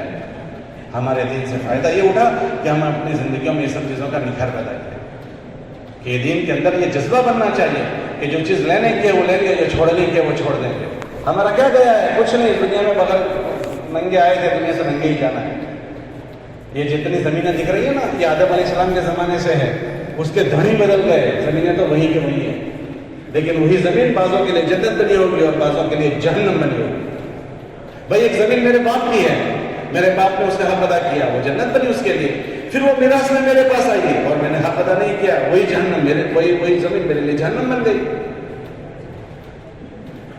اکثر معاملات کرنے والوں سے لوگ شاکی ہوتے ہیں اور ہم اس کو بہت سرسری سمجھتے ہیں. یہی ہمیں لے ڈوبے گا. ہم اپنے چلے اور اپنے ان سب چیزوں کے ساتھ اگر اس میں جھولیں تو یہ بہت ڈراؤنے کی ڈرنے کی چیز ہے کہ میں لوگوں کے مال کو، لوگوں کا حصہ میرے پیٹ میں جا رہا ہے، لوگوں کا مال جا رہا ہے، اور اگر اس پیٹ میں غلط گیا ہے تو ابو بکر صدیق رضی اللہ تعالیٰ عنہ نے فرمایا جس کے پیٹ میں غلط مال گیا اس کے لیے جہنم کی آگ اللہ نے بنائی ہے. کل قیامت کے دن 3 عدالتیں قائم ہوگی، ایک اللہ کے حقوق کی، ایک اسلام اور کفر کی، اور تیسری لوگوں کے حقوق کی. اسلام اور کفر میں کوئی مصالحت نہیں ہوگی، اور حقوق اللہ میں اللہ معافی کا دروازہ کھول دیں گے. لیکن لوگوں کے حقوق کے معاملے میں اللہ کہیں گے جاؤ ان سے معاملہ کیریئر کر کے آؤ، لوگوں سے معاملہ کیریئر کرا گے. یہ اس دین میں لگنے کے بعد اس کی فکر ہمارے اندر آ جائے. ہماری معاشرت، ہمارا رہن سہن اس مبارک محنت میں لگنے کے بعد اس کی فکر ہمارے اندر آ جائے کہ ہمیں لوگوں کے ساتھ کیسا رہنے کو ہمارے نبی نے بتایا. اور ان رہنے والوں میں ایک وہ ہے جن کے ساتھ ہمارے پیٹ کے رشتے ہیں، اس کو صلہ رحمی کہتے ہیں. یہ تو مستقل اللہ کے عرش کے نیچے رہے گی. ایک یہ اور ایک اللہ کا قرآن. اللہ سے جھگڑا کریں گے اور کہیں گے اے اللہ جس نے ہمیں جوڑا اس کو تو اپنی رحمت سے جوڑا. آدمی اکثر یہ کہہ دیتا ہے بھائی وہ ایسا کرتے ہیں اس لیے ہم ایسا کرتے ہیں. ہمیں حکم یہ ہے اس سے جوڑو جو تم سے توڑے. سل من قطعک، جو توڑے اسے سے تو جوڑنا ہے، جو جوڑے اس سے تو سب لوگ جوڑتے ہیں. کتا بھی جوڑ لیتا ہے اس کے ساتھ، تو کتے کو روٹی دو کتا ہم سے جوڑ جاتا ہے. تو اگر ہم ایسا کرتے ہیں تو ہم نے کون سا کمال کا کام کر دیا. ہمیں حکم یہ ہے جو تم سے توڑے اس سے جوڑو. सिलमन कता, जो जुल्म करे उसको माफ करो, वाफ़ अम्मन ज़लम, और जो बुराई करे उसके साथ एहसान करो, वअहसिन इला मन असाअ इलैक, जो तेरे साथ बुराई करे उसके साथ भलाई करो। इस मुबारक मेहनत का तकाज़ा ये है कि इसमें लगने के बाद इन सारी चीज़ों में ज़ाती ज़िंदगी के लिए ये फिक्र हमारे अंदर आए, और मेहनत की निस्बत पर हमारी ये फिक्र आए कि मैं अपने ज़ाती ज़िंदगी को अच्छा बनाते हुए अपने बच्चों को अच्छा बनाऊँ, अपनी मौजूदगी में उनको ये इस मशगूल में मशगूल करूँ। आदमी को अच्छा धंधा मिल जाता है, बच्चों को मशगूल करता है। हर आदमी चाहता है मेरे बच्चे मेरी मौजूदगी में सेट हो जाए। अगर इन शक्लों में सेट किया और उसको इन शक्लों में सेट करने के साथ अल्लाह को राज़ी करने के अगर उसके पास तरीके सही नहीं हुए तो ये सारी शक्लें सेट की हुई कब उजड़ जाएगी नहीं पता है। हमारे शहर में बाज़ वो लोग थे कि जिनके लिए कहा जाता था फावड़ों से पैसे जमा करते हैं, उनके बच्चे लोगों के वहाँ नौकरियां करते हैं, उनकी औरतें लोगों के वहाँ काम कर रही है। और उस जमाने में जिनके पास कुछ नहीं था अल्लाह ने उन्हें खुशहाल कर दिया। तो हम इस पर भरोसा न करें कि हम अच्छी शक्लें छोड़कर जा रहे हैं। अगर वो अल्लाह के साथ अच्छी जिंदगी के साथ है तो अल्लाह उनके लिए काफी है। और कितना भी हम अच्छी शक्ल छोड़कर गए, लेकिन अगर उनका मामला अपने रब के साथ ठीक नहीं है तो अल्लाह कब उनको बदहाल कर देंगे हम नहीं जान सकते। तो अल्लाह के साथ अच्छा मामला करते हुए जो भी शक्ल देकर गए अल्लाह उसे बरकत दे देंगे। तो इसका तकाजा ये है कि हम अपने औलादों को अपने सामने एक अच्छी शक्लों पर डाल दें। दीन सिखाने के ज़माने में दीन सिखाएं और मेहनत सिखाने के ज़माने में उनको मेहनत में मशगूल कर दें। और देखो अगर हम नहीं छोड़कर गए ना तो ये भूल जाना कि लोग उनके सरों पर हाथ रखेंगे। बहुत सारे हमारे बीच में रहने वाले दुनिया से चले गए, क्या उनके छोकरों को कोई कभी विचारता भी है कि फलां का बेटा है चलो उससे जाकर मिले? कोई किसी का मशवरा भी नहीं करता, कोई किसी को सोचता भी नहीं है। तो मेरे और आपके बच्चों को कौन पूछने आएगा? वो बुजुर्ग हैं जिनके हाथों हम तबलीग में लगे हैं, वो दुनिया से चले गए, क्या कोई उनके बच्चों को पूछने जाता है? तो हमें और आपको कौन पूछने आएगा? मेरे और आपके बच्चों को कौन पूछने आएगा? जब वो बच्चे हमें उन पर रहम नहीं आया, दूसरे कौन रहम खा लेंगे? तो हमारी औलादों को अपनी अल्लाह के नबी इस्लाम के बाद का मफ़हूम है हर आदमी की औलाद या तो उसके लिए जन्नत है या जहन्नम। तो दूसरा ये कि अगर मैंने जो उसको चीज़ देने की है नहीं दी, हुजूर फरमाते हैं कि हर आदमी की औलाद या तो उसके लिए जन्नत बनेगी या जहन्नम। तो हर आदमी सोचे मेरी औलाद मेरे पीछे क्या बनेगी। तो बच्चों को देने के लिए उसकी माँ को बनाना है, माँ को बनाना पड़ेगा। माँ को अपनी फिक्रों में शरीक करें। हम अपने घर वालियों को अपनी फिक्रों में शरीक नहीं करें। आज ही मुझे एक मस्जिद की औरतों ने कहलवाया, फ़ोन करके हमारे घर वालों से कहा कि हम मस्तूरात ये करना चाहती है लेकिन हमारे मर्द हमें साथ नहीं देते। कल मौलाना ने भी एक जगह कहा कि मुझे औरतों ने वहाँ कहलवाया कि हमारे मर्द हमें साथ नहीं देते। औरतों को हम अपना साथ दें, उनका खुसूसन वक्त लगवा दें। अगर उनका वक्त लग गया, वक्त लगा ना, उनकी फिक्र को बदल देगा, वो पूरे घर को संभाल देगी। और इससे तो फिर और बच्चे जो है ना वो हमसे नहीं जुड़े हुए होते, औरतों से जुड़े हुए होते हैं। एक बच्चा घर में दाखिल होता है, घर में आती है वो क्या पूछता है? बोलो, अब्बू कहाँ है, अम्मी कहाँ है? ऐसा नहीं पूछता अब्बू कहाँ है, पहला उसका सवाल था अम्मी कहाँ है। एक कमरे में अब्बा है, एक कमरे में अम्मी है, वो कौन से कमरे में जाएगा? क्या जिस कमरे में अम्मी है उस कमरे में जाएगा। तो जिससे बच्चा जुड़ा हुआ है वो बन गई, इंशाल्लाह नस्ल बन जाएगी। इसलिए अपनी बीवियों को हमें बनाने की फिक्र। बीवियों को बनाने के लिए क्या करेंगे? बीवियों को बनाने के लिए हम उसके साथ अच्छे रवैयों से पेश आए। अच्छा, अल्लाह कुरान में फरमाते हैं वआशिरूहुन्ना बिल मारूफ, कि उनके साथ तुम अच्छे रवैयों से पेश आओ। अल्लाह के नबी ने फरमाया कि तुम में बेहतरीन आदमी वो है जो अपने घर वालों के साथ अच्छा बर्ताव करे। और फरमाया मैं अपने घर वालों के साथ अच्छा बर्ताव करने वाला। हम उनके साथ कैसा भी मामला करें वो हमारे बच्चे देखते हैं। अभी वो बच्चे कुछ नहीं बोलेंगे, लेकिन जब वो शौहर वाले हो जाएंगे तो उस बाप की बदतमीजी को देख कर उस बाप की नफरत उस बच्चे के दिल में आ जाएगी। अभी हम लोग एक जगह पर थे तो एक लड़का मेरे मुलाकात में था, तो उसने कहा मैं अपने बाप का अकलौता हूँ और मेरी माँ जो है ना खाना पकाकर वो लोगों को खिलाती है और मेरा अब्बा सबको पहुँचा देता है। तो खैर खैरियत पूछने के बाद वो लड़का कहने लगा मेरा बाप मुझे बहुत बुरा लगता है, मेरे बाप की मेरे दिल में नफरत है। मैंने कहा तुम अकलौते हो, तुम क्यों ऐसा करते हो? फिर उन्होंने अपने बाप की हरकतें जो घर में होती है ना वो सुनाई। कहा हम मजबूर हैं, हम कुछ बोल नहीं सकते, मेरी माँ मजबूर है, लेकिन मेरा बाप ये करता है, ये करता है, ये करता है, ये करता है। उसने सारी दास्तान सुनाई। वो बच्चे मजबूर है, अभी कुछ नहीं बोलेंगे, लेकिन किताबों में लिखा औरत 2 मरतबा जवान होती है। एक मरतबा अपनी जवानी में जवान होती है और दूसरे जब बच्चे जवान हो जाए तब जवान होती है। کہ بچے دیکھو کبھی میاں بیوی کا جھگڑا ہوگا تو بچے ماں کی حمایت میں جاتے ہیں، تو اس وقت وہ ہماری بات نہیں سنیں گے کہ تم تو وہی ہو جو تم نے یہ حرکتیں کر رکھی ہے، بزرگ بنے ہو، ہماری اولادیں ہمارے یہاں سے ضائع ہو جائے. اس کے لیے ہم اپنے گھر والوں کو ٹائم دیں. یہ پورا مجمع سوچیں کہ ہم اپنے گھر والوں کو ٹائم دیتے ہیں. آپ کہو گے ہم تو اتنا وقت گھر میں رہتے ہیں. نہ، ٹائم دینے کا مطلب کچھ نہیں، ہم گھر میں بیٹھے ہیں. ہمارا جوان دیر تک بازار میں ہوتا ہے. بھائی دن میں کاروبار میں تھے تو اور یہ وقت تو گھر میں بیٹھنے کا ہے، بیٹھو گھر والوں کے ساتھ خیر خیریت کی بات. اللہ کے نبی علیہ السلام روزانہ اپنے گھر والوں کو ٹائم دیتے تھے، روزانہ ٹائم دیتے تھے. ہمارے حضرت رحمۃ اللہ علیہ کے متعلق ہم نے وہاں زبیر صاحب کو دیکھا، روزانہ عصر کے بعد ٹائم اپنے گھر والوں کو دیتے تھے، عصر بعد گھر والوں کے پاس جاتے تھے. ہم ان کے پاس بیٹھے ہیں، ان کے اندر کیا پک رہا ہے وہ سنیں تو صحیح، بچوں میں کیا ہو رہا ہے سنیں تو صحیح. ہم تو گھر میں اس وقت اٹھتے ہیں جب بچے اسکول مدرسے چلے جاتے ہیں، اور رات کو جس وقت ہم آتے ہیں بچے سو چکے ہوتے ہیں. یہ پورا مجمع دیکھیں کہ ہم اپنے بچوں کے پاس کتنا بیٹھتے ہیں. اور جس وقت جاتے ہیں تو ماشاء اللہ کے علاوہ کچھ نہیں ہوتا. ایک تو ہم ٹائم نہیں دیتے، اور جب گئے تو ماشاء اللہ تیرے اتنے نمبر نہیں آئے، تو مدرسہ صحیح نہیں گیا، تیرا ٹیوشن کیا ہوا. اللہ بھائی وہی بات کرو گے اور بھی کچھ بات کرو گے، خیریت بھی پوچھو گے کہ نہیں پوچھو گے. کہ وہ بچے میں ایسے جذبے بن جائے کہ وہ خود ہی سب کچھ کرنے لگے. لیکن اس کے احتساب میں بچے میں اور ہمیں نفرت ہو جاتی ہے. ہم ایک دروازے سے داخل ہوتے ہیں، دوسرا راستے سے بچہ باہر جاتا ہے. ہماری اولادیں ضائع ہو رہی ہے. ہمارے بزرگ کہتے تھے کہ اپنے بچوں کو دوست بنا کر سنبھال لو، ورنہ دوسرے باہر کے لوگ ان کو دوست بنا کر برباد کر دیں گے. ہماری بیوی کو ہم سنبھال لیں، ہم ایسا اس کو من دیں کہ اس کو اور اس کے علاوہ کوئی چیز سوچے ہی نہیں. ہم اس کو من دیں، وہ ہمارا انتظار کرے. ایسا نہیں کہ وہ گھر میں آئے تو اس کو ٹینشن ہو جائے، پتہ نہیں کیا کرے گا. اور اس کے ساتھ اس کو اپنے فکروں میں ہم شریک کریں. اللہ کے نبی علیہ السلام نے اپنے گھر والوں کو فکروں میں شریک کیا. صحابہ فرماتے ہیں ہم نے آدھا دین امی جان سے سکھا ہے. حضرت عائشہ رضی اللہ. تو اب اپنی ذاتی دین، اپنی نسل کو سنبھالنے کی ترتیب ہے. ایسا نہیں ہے کہ خالی ہم نے اب کچھ اسکول بھیج دیا، مدرسہ بھیج دیا تو بزرگ بن جائیں گے. بھائی مدرسے میں 2 گھنٹے جائے گا، 22 گھنٹے تو ہمارے پاس رہتا ہے، تو گھر میں جو چیز ہوگی وہ اس کو ملے گی. اس مبارک دن میں لگنے کے بعد ان ساری چیزوں کی فکر ہمارے اندر آنی چاہیے. تو ہم نے اس دن کی محنت سے نفع اٹھایا. اور اگر اس کی فکر نہیں آ رہی ہے تو ہمارے اندر اس کی فکر ہونی چاہیے. اپنی ذات کی فکر، اپنی نسلوں کی فکر، ہماری اپنی نسل کی فکر. جن لوگوں نے نسلوں کی فکر کی نا، تو ان ملکوں میں، جن ملکوں میں اللہ کے خلاف پلان بنائے جا رہے ہیں، اللہ کو ہرا دے. اللہ قرآن میں فرماتے ہیں یریدون ان یطفئوا نور اللہ، وہ چاہتے ہیں اللہ کا دیا بجھ جائے. اللہ کہتے ہیں ہمارا نور نہیں بجھے گا.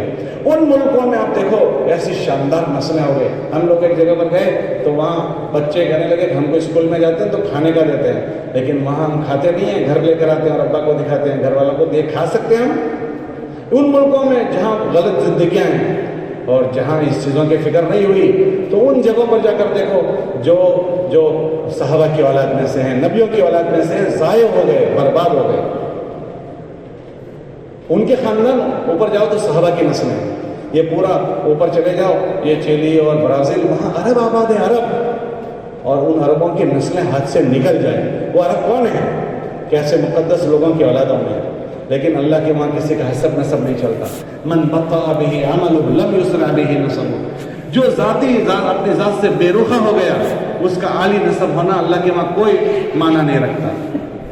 تو جب اتنی بڑی عالی نسلیں برباد ہو سکتی ہیں، میری اور آپ کی نسل برباد نہیں ہو سکتی. تو اس مبارک محنت میں لگنے کے بعد ان سب کی فکر آنی چاہیے. اپنی ذاتی دین کی، بچوں کی، گھر والوں کی. گھر والوں کو ہم ٹائم دیں. ہم گھر میں جا کر موبائل میں لگ جاتے ہیں. امی بھی موبائل میں، ابا بھی موبائل میں، ہم سب موبائل میں لگ جاتے ہیں. اور پھر بچے سے کہتے ہیں موبائل سے مت کھیلو. یہ کیسے ہو جائے گا؟ تو آپ دیکھو ہماری بیٹی کے ہاتھ میں بھی موبائل آ گیا، بچوں کے ہاتھ میں بھی موبائل آ گیا. کھیلنے کے لیے موبائل دیتے ہیں. ہم نے اپنے گھروں کو آگ لگا دی. آگ لگ گئی ہے ہمارے گھر. دل کے پھپھولے جل اٹھے سینے کے داغ سے، اس گھر کو آگ لگ گئی گھر کے چراغ سے. ہمارے گھر میں ہم سے آگ لگی ہے. میں اپنے گھر میں ایسے نہیں رہ رہا ہوں جیسے مجھے رہنا ہے، اپنی بیوی کے ساتھ، اپنے بچوں کے ساتھ. تو میرے بچوں کو اور کون تربیت کرے گا؟ اس لیے ہم اس کی فکر کریں، اور خصوصاً اس پرفتن ماحول میں. اور یہ اتنی طاقتور محنت ہے، اتنی طاقتور محنت ہے کہ کہ اگر اس کو اس کے صحیح شکل کے ساتھ زندہ گیا نا تو یہ سب پر جھاڑو پھیر دے گی. مولانا علیہ صاحب فرماتے تھے میں اس کو کار نبوت یقین کرتا ہوں. نبیوں والا کام. اور نبیوں والے کام میں کیا کیا؟ حضور علیہ السلام کے زمانے کی جہالت کو سوچ لو, اس پر جھاڑو پھیر دے. ننگا طواف کرنے والے, لڑکیوں کو زندہ درگور کرنا, پڑا ہوا خون چاٹ لینا, اتنی خطرناک جہالت کو نبیوں کی محنت نے جھاڑو پھیر دی اور صفائی کر دی. سوچ بدل دی, جذبات بدل دیے, فکریں بدل دی, سب چیزیں بدل دی, ماحول بدل دیا. مولانا فرماتے تھے میں اس کو کار نبوت یقین کرتا ہوں. تو گھر میں جس ترتیب سے اس کو کرنا ہے اس ترتیب پر گھر میں رہیں. جو عمل گھر کے کر رہے ہیں وہ گھر میں کریں, انشاءاللہ گھر میں جھاڑو پھر جائے گا. حضرت فرماتے تھے گھر کی تعلیم ان سوراخوں کو بند کر دے گی جن سوراخوں سے گھر میں بے دینی آتی ہے. تو پھر باقی کے اور آگے کے اعمال تو گھر میں جیسے رہنا ہے وہ, اور باقی کاروبار میں جیسے رہنا ہے وہ کاروبار میں, اس طرح کہ ہماری سب پوچھ کر کوئی غلط کہیں سے بھی ہمارے پاس نہیں آنا چاہیے, ورنہ وہ انگارے بنیں گے. انگارے ہم دینداری کے زوم میں ہوں گے اور بہت ساری ناپاکی ہمارے پاس آ چکی ہے. میراث ہماری صاف ہو جائے, میراث کا چارہ نہیں ہمارا کسی کے پاس رہ گیا چل جائے گا, کسی کا ہمارے پاس کچھ نہیں آنا چاہیے. آپ سوچیں دوستو, ابو بکر صدیق رضی اللہ تعالیٰ عنہ نے 3 دن کی بھوک کے بعد 3 دن کے بھوکے غلام نے کھلا دیا. وہ بھی شک والا ہے, پکا پتہ نہیں ہے کہ یہ کھجور حرام کی ہے, یہ پتہ نہیں ہے, بس کھا لیا. شک تھا کہ ہو سکتا ہے یہ ایسی ہو, تو الٹی کر رہے ہیں اور نکال رہے ہیں. نہیں نکلا. ایک ساتھی نے کہا کہ آپ پانی پیو, اس کے ساتھ نکل جائیں گے. تو پانی پیا اور انگلی سے کہہ کے انگلیاں ڈال کر کہہ کے کسی نے کہا کہ آپ نے اتنی مشقت اٹھائی. تو کیا فرمایا, اگر وہ میری جان کے ساتھ نکلتا تو میں اس کو اپنی جان کے ساتھ نکالتا. کہ میں نے اللہ کے نبی سے سنا ہے کہ وہ جسم جو حرام مال سے بھرا ہو اس کے لیے اللہ نے جہنم بنائی. ان چیزوں میں ہمیں احتیاط آ جائے, رہن سہن میں احتیاط آ جائے, اور پھر اس کے بعد اپنی ان سب چیزوں کے کرتے ہوئے اللہ ہمیں ذریعہ بہانے کے طور پر قبول کر لے. پورے عالم کے لیے ہم ذریعہ بن جائیں. اس زندگی کو لے کر ہم پھریں, اس فکروں کو لے کر ہم پھریں, تو انشاءاللہ جس دن ہم دنیا سے جائیں گے ہمارے ہاتھ سے پتہ نہیں کہاں وائرنگ ہو چکا ہوگا. مولانا عیسیٰ رحمۃ اللہ علیہ کا میں بیان پڑھا تھا, حضرت نے فرمایا تم وائرنگ کر کے مرو, وائرنگ کرو, کہ سب جگہ ہم وائرنگ کر کے مریں. جب اللہ پاک اس کو پاور ہاؤس سے جوڑیں گے نا تو سب جگہ لائٹ آ جائے گی. دیکھو ابھی پاور ہاؤس سے کٹ گیا, لائٹ چلی گئی. حضرت فرماتے تھے تم سب جگہ پھر کر وائرنگ کر دو. پھر اللہ پاک جب اس کو پاور ہاؤس سے ہدایت کے فیصلے کریں گے نا, وائرنگ ہوا پڑا ہے, سب دنیا جگمگا اٹھے گی. آپ وہ علاقے دیکھو جہاں جماعتوں کا چلنا پھرنا ہوا, وہاں وائرنگ ہوا, اب وہ جگمگا اٹھی. وہ دنیا جہاں سے دنیا میں اللہ کے نبی علیہ السلام کے دین کو مٹانے کے نقشے قائم ہوتے تھے, اس دنیا میں دنیا جگمگا اٹھی. یہاں ملک کے پرانوں کا جوڑ ہوا تھا, اس میں فاروق صاحب نے امریکہ کی کارگزاری سنائی تھی کہ 80 میں جب وہاں اجتماع ہوا حضرت رحمۃ اللہ علیہ کا, تو ایک بھی مسجد پورے ملک میں نہیں تھی. ایک بھی مسجد ایک فورڈ کمپنی کے جو کارخانہ تھا اس میں یمنیوں کے لیے ایک مسجد بنائی تھی. اور ابھی اللہ پاک نے خالی نیو یارک میں 500 مسجدیں ہیں, 500 مسجدیں. دارالعلوم ہے, دارالعلوم, وہاں ختم بخاری تھی, حضرت مولانا کو ختم بخاری میں لے گئے تھے. 80 اور یہ 40 سال کا کھیل ہے, وہ 20 سال اور یہ 20 سال. 500 مسجدیں خالی نیو یارک میں, اور لوگ متشر ہیں. ہم تو ان لوگوں کی نقل میں پتہ نہیں کیا چڈی بنڈی پہنتے ہیں, اور وہاں لوگ اماموں میں ہیں, کرتوں میں ہیں, اور جا رہے ہیں کالج میں, اور پتہ نہیں کہاں جا رہے ہیں. ہم ان کی نقل میں پتہ نہیں کیا کیا ہم نے ڈھانچے بدل دیے, اور وہ اپنے بنے ہوئے ڈھانچے بدل کر صحیح ڈھانچوں پر آ رہے ہیں. ہم ان کی نقل کر رہے ہیں. علامہ اقبال نے ایک شعر کہا, اس کا خلاصہ یہ کہ سورج جو ہوتا ہے طلوع ہوتا ہے ایک دم تیز روشن, لیکن جب مغرب میں جاتا ہے نا وہ بھی ڈوب جاتا ہے. جس مغرب میں اتنا تیز سورج ڈوب جاتا ہے, ان کی نقل میں ہم نہیں ڈوب جائیں گے, ہم ان کی نقل میں لگ جائیں گے. اس لیے یہ دنیا کے جہاں محنت ہوئی, وائرنگ ہوا, وہ جگمگا اٹھی ہے. اور جہاں سے وائرنگ کٹے گا نا, وہ چاہیے اللہ کا گھر ہو, یہ اللہ کا گھر ہے, وائرنگ کٹ گیا, اندھیرا ہو گیا. بیت اللہ کا گھر ہے, وہاں اطراف میں محنت نہیں ہوئی, وہاں بت گھس گئے. وائرنگ کٹ جائے گا تو بت گھس جائیں گے. بیت اللہ میں گھس گئے تھے کہ جہاں محنت ہوگی وہ جگمگا اٹھے گی, اور جہاں چھوٹ جائے گا وہ اندھیرا ہو جائے گا. ہمارے گھروں سے چھوٹا تو گھروں میں اندھیرا ہو جائے گا, اور محلوں سے چھوٹا محلوں میں اندھیرا ہو جائے گا. اس لیے ہم وائرنگ کر کے مریں, اور ہم اس کے لیے ذریعہ بن جائیں. ہر آدمی ذریعہ بنتا ہے, یا تو خیر کا یا برائی کا. یہ دنیا میں جتنی برائی چلتی ہے نا, وہ چلتی نہیں, اس کے لیے میرے اور آپ کے جیسے لوگ کا استعمال ہوتا ہے, وپراش ہوتا ہے. آپ دیکھو برائیوں کے دنیا میں وجود میں آنے کے لیے لوگوں کا وپراش ہے, ایسے ہی دنیا میں بھلائیوں کے وجود میں آنے کے لیے بھی لوگوں کا وپراش ہوتا ہے. اسی لیے ہمارے نبی نے فرمایا خوش قسمت ہے وہ آدمی جو بھلائیوں کے وپراش کے لیے استعمال ہو جائے، اور بڑا بدبخت ہے وہ آدمی جو برائی کے وجود میں آنے کا ذریعہ ہے۔ وَوَيْلٌ لِمَنْ جَعَلَهُ اللَّهُ مِفْتَاحًا لِلشَّرِّ، بڑا نصیب کا مرا ہوا ہے وہ آدمی جو کسی برائی کے چلنے کا ذریعہ بنا، اور بڑا نصیبے والا ہے وہ آدمی جو خیر کے چلنے کا ذریعہ بنا۔ ہم خیر کے چلنے کا ذریعہ بنے۔ ہمارا بھی وپراش ہو رہا ہے، آدمی اپنا جائزہ لے لے، میں کہاں وپرا رہا ہوں۔ ہر آدمی اپنی جان بھی واپرتا ہے، اپنی جان کا استعمال کرتا ہے، اپنے مال کا بھی استعمال کرتا ہے، اور اپنی صلاحیت کا بھی استعمال کرتا ہے۔ اگر کرنے کی جگہ نہیں ہو رہی تو نہ کرنے کی جگہ ہوتا ہی ہے۔ حضرت شیخ نے بدل میں لکھا نا، اگر کرنے کی جگہ نہیں ہوگا تو نہ کرنے کی جگہ اس کو لگنا پڑے گا۔ ہم لگنے کی جگہ بتکلف کوشش کر کے جی مانے نہ مانے لگا دیں۔ وہ صحابی نے اپنے دل سے کہا، او دل تجھے اترنا ہوگا تو خوشی سے اترے یا ناگواری سے اترے، تجھے اترنا ہوگا۔ ایسے کوشش کر کے اپنے آپ کو واپر لیں، ورنہ پتہ نہیں کہاں واپر آ جائیں گے، کہاں استعمال ہو جائیں گے۔ اللہ نے توفیق دی ہے ہمیں، ہماری گاڑی کسی نہ کسی درجے میں اس رخ پر پڑ چکی ہے، تو اس میں ہم استقامت کے ساتھ کم سے کم ہر ساتھی کا سالانہ چلا کسی حال میں نہ جائے، مہینے کے 3 دن نہ چھوڑیں، گشت نہ چھوڑیں، تعلیم نہ چھوڑیں، روزانہ کی محلے کی محنت۔ یہ روزانہ کی محنت تو اتنی طاقتور چیز ہے، یہ روزانہ گھنٹی چلے گی نا تو روز آٹا نکلے گا۔ ہم گھر گھر روز ملاقاتوں میں جائیں گے، محلے میں بسنے والے لوگ مسجد سے جوڑتے چلے جائیں گے، سارے تقاضے 2.5 گھنٹے میں سے پورے ہو جائیں گے۔ لیکن ہم دیکھیں اس مجمع میں اگر میں پوچھوں تو ابھی 10 آدمی، شاید 10-15 آدمی نہیں ملیں گے کہ جو 2.5 گھنٹے گھڑی دیکھ کر لگاتے ہوں۔ اگر یہ صحیح وقت سے لگے نا تو انشاءاللہ یہ جتنے گندگی ہیں وہ صاف ہو جائے۔ ایک ایک گھر میں ہم جا کر بات کرنے والے بنیں، ایک ایک گھر میں جب جا کر بات کریں گے مردوں سے عورتوں سے، صفائی ہو جائے گا۔ یہ اتنا نہیں ہے کہ جتنا ہم دیکھ رہے ہیں، بس بات کرنے کی اور محنت کرنے کی ضرورت ہے۔ آپ دیکھو کیسے کیسے جوان آ رہے ہیں، اتنا رجوع ہے اس مجمع میں۔ ابھی اگر دیکھو گے تو گنے جانے اتنے بڑے سفید بال والے ملیں گے، ورنہ سارا ہمارا جوان ہے، 15 سے لے کر 35 سال تک کا۔ آپ دیکھ لو اس مجمع پر نظر ڈال کر، جوانوں کا رجوع ہے۔ ہم اس کو غنیمت سمجھیں اور اپنے محلوں میں چلیں پھریں۔ اگر ہم اپنے محلے میں نہیں پھریں گے نا تو اور تو پھر ہی رہے ہیں، دوسرے لوگ تو پھر ہی رہے ہیں۔ وہ کیسے پھر رہے ہیں؟ ہر ایک کے جیب میں موبائل آ گیا، ہر ایک کے گھر میں۔ پہلے تو ایک موبائل ہوتا تھا، اب تو گھر کے جتنے ممبر وہ سب کے پاس، اور اب تو ایک ایک کے پاس 2 فون ہوتے ہیں۔ ساری غلاظتیں آ چکی ہے۔ اس لیے ہم اپنے عمر میں رحم کھائیں اور سب پر ہمیں اللہ اس ماحول میں ہمیں ذریعہ بنا دے، یہ ہماری خوش قسمت۔ اور جتنے بگڑے ہوئے ماحول میں جتنی زیادہ محنت ہوگی اس کا بھاؤ بڑھ جائے گا۔ ٹھنڈی کے دنوں کے وضو کا بھاؤ بڑھ جاتا ہے، اندھیرے میں مسجد کی طرف جانے کا بھاؤ بڑھ جاتا ہے، ناگواری میں وضو کرنے کا بھاؤ بڑھ جاتا ہے۔ یہ جتنی بے دینی بڑھ رہی ہے اس میں کام کرنے کا بھاؤ بڑھ جائے گا۔ سب سے بڑی بات اللہ کی مدد میں ہم آ جائیں، اللہ کی مدد۔ حاجی صاحب کے پڑوس کے ملک میں وہ یوں کہتے تھے، ابھی تم نے کام نہیں کیا، تم خالی نیت کر دو کرنا ہے، نیت کرتے ہی تم اللہ کی مدد میں آ جاؤ گے۔ کتنی بڑی بات ہے کہ آدمی اللہ کی مدد میں آ جائے، پھر اس کو کس کی پرواہ ہے؟ ان ینصرکم اللہ فلا غالب لکم، اگر میں اللہ کے رحم و کرم میں آ گیا دنیا میرا بال بھی کا نہیں کر سکتا۔